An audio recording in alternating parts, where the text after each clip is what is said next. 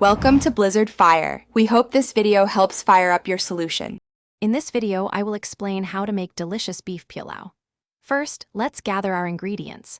You'll need about 1 kilogram of beef, 500 grams of basmati rice, and a selection of whole spices such as bay leaves, cinnamon sticks, and green cardamom pods. Don't forget fresh ginger, garlic, and green chilies to build that foundational flavor. Having everything ready makes the cooking process smooth and enjoyable. Next, we focus on the beef. Heat about 1/4 cup of oil in a pot and brown your beef pieces with whole spices until they develop a nice color.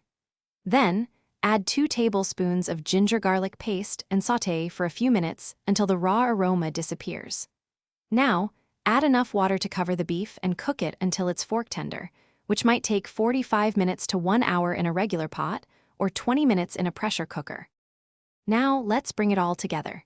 In a separate pot, sauté 2 large sliced onions in about 1/4 cup of oil until they are beautifully golden brown. Add 2 medium tomatoes and 1/2 cup of yogurt, cooking until the oil separates. Stir in the tender beef and its rich broth.